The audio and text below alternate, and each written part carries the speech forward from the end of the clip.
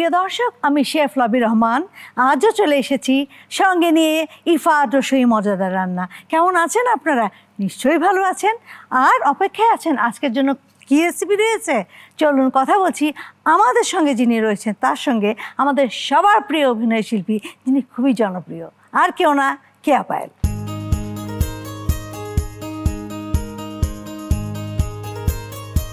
আমি জানি না আপনি রমজানে কি খেতে পছন্দ করেন, আসলে কি খান একটু শুনে নিই।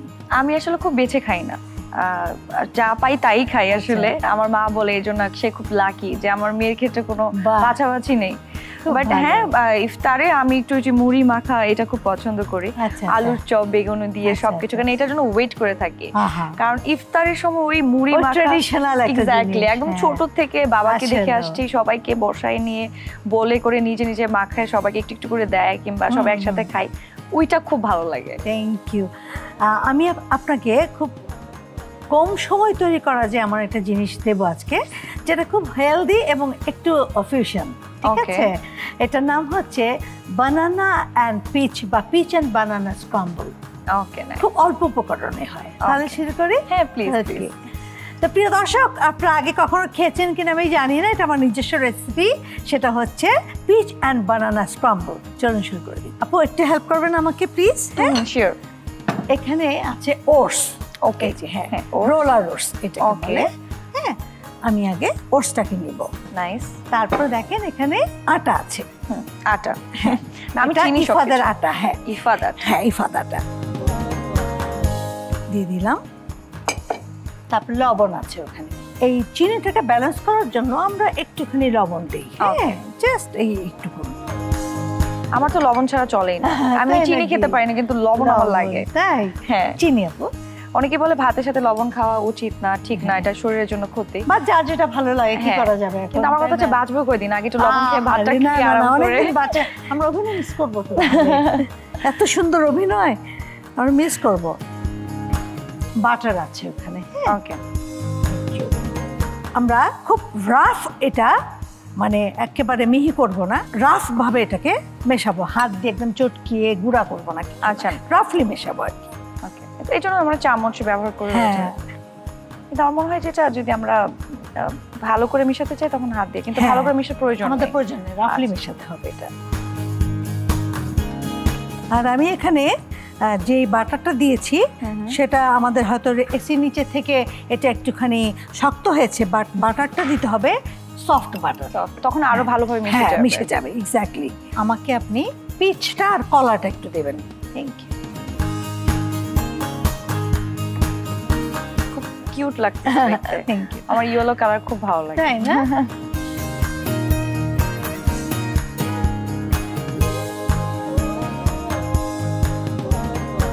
বিরিয়ানি আজকে কোনো উৎসব? ইফাত রসই বিরিয়ানি মশলার রান্না মানে প্রতিদিনই উৎসব। প্রখ্যাত রন্ধন শিল্পী লবি রহমানের এক্সক্লুসিভ রেসিপি 13টি মশলার এক দারুণ কম্বিনেশনে তৈরি ইফাত রসই বিরিয়ানি মশলা। উৎসব এখন প্রতিদিন। অনেকে প্রশ্ন করতে পারেন যে পিচ যদি আমি না পাই তাহলে আমি কি করব? সেক্ষেত্রে যে কোনো সফট ফ্রুটস দিলেই হবে। আমি কলাটা আগে করে রাখতে পারতাম, বাট কালো হয়ে যাবে, যার জন্য আমি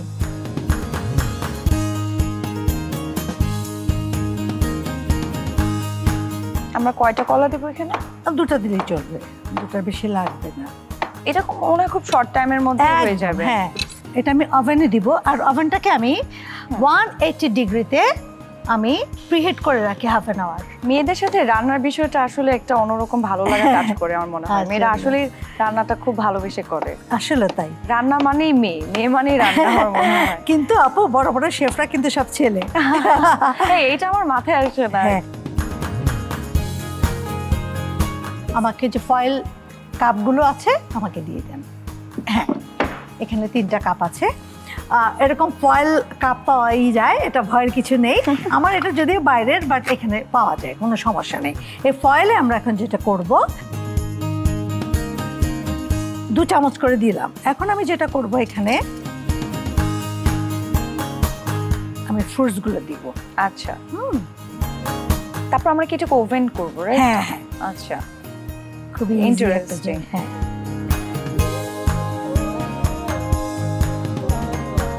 একদম চেপে চেপে দিতে হবে। হ্যাঁ, এবং সার্ভিং বলও কিন্তু এটা আপনার আচ্ছা 1:1। ও বাও, তাহলে তো গরম গরম একদম খেয়ে ফেলা যায়।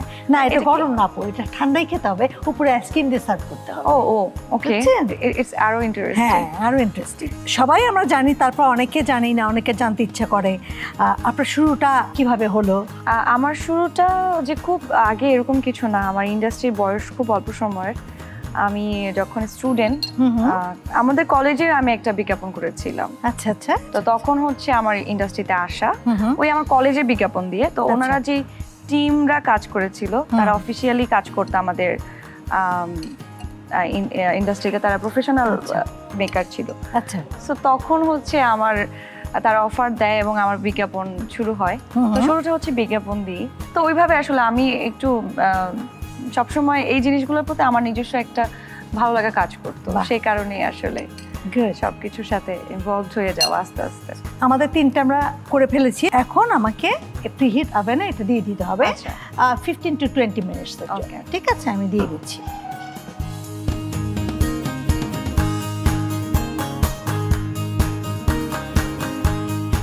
এটা হতে হতে একটু বিরতি নিয়ে আসি। হ্যাঁ দর্শক বন্ধুরা, আমি সবসময় বলি, যার জন্য যতটুকুন সময় দেওয়ার দরকার ততটুকুন না দিলে রান্না কখনোই পারফেক্ট হবে না। আর বিশেষ করে বেকিং, ওকে তো অতটুকুন সময় দিতেই হবে। আমাদের সঙ্গেই থাকুন, কোথাও যাবেন না, তা না হলে হয়তো মিস করে যাবেন।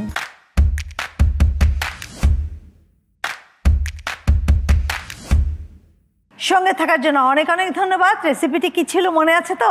ঠিক বলেছেন, পিচ অ্যান্ড বানানা স্ক্রাম্বল, যেটা এখন হয়ে গেছে। আমি ওভেনটাকে বন্ধ করে দিচ্ছি।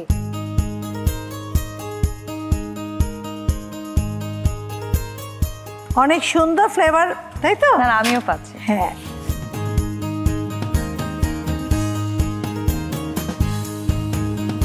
আপু অনেক সুন্দর ফ্লেভার না? অনেক সুন্দর, দেখতেও ভালো লাগছে। হ্যাঁ, একটু ব্রাউন হয়েছে উপরে, সেই।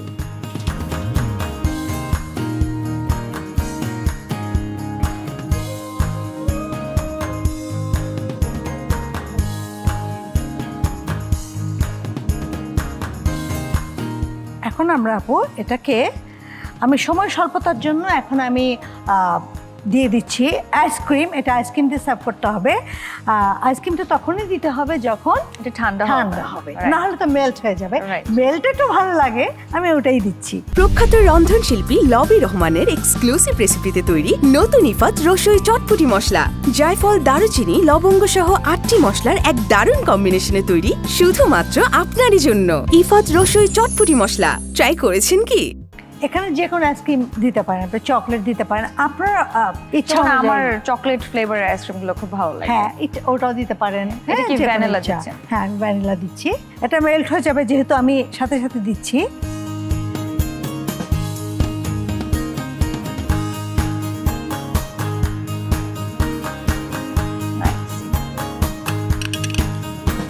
আসলে খাবারটা এমন একটা জিনিস, আপনি সার্ভিং এর উপর অনেকটা নির্ভর করে। হ্যাঁ, সেটা আলু ভর্তাই হোক না কেন, যাই হোক না কেন, আপনি যদি একটু সুন্দর করে সাজিয়ে পরিবেশন করেন, দেখতেও ভালো লাগে, তখন রুচিটা আসে। খাবার অনেক সময় থাকে না যে খাবার খুব মজার, কিন্তু দেখে মনে হচ্ছে না রুচিটা আসছে। একদম।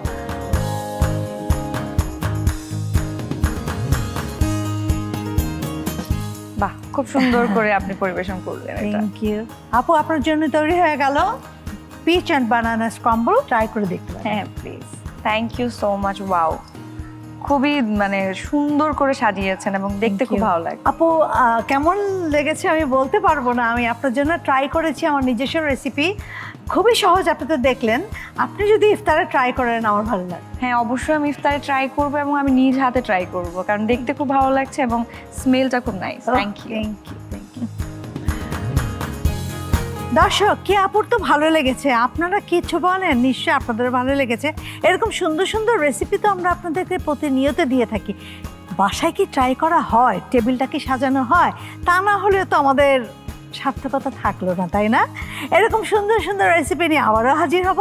সে পর্যন্ত ভালো থাকুন, সুস্থ থাকুন, সুন্দর থাকুন, ইফাদের সঙ্গে থাকুন, আর থাকুন আর টিভির সাথে। আল্লাহ হাফিজ।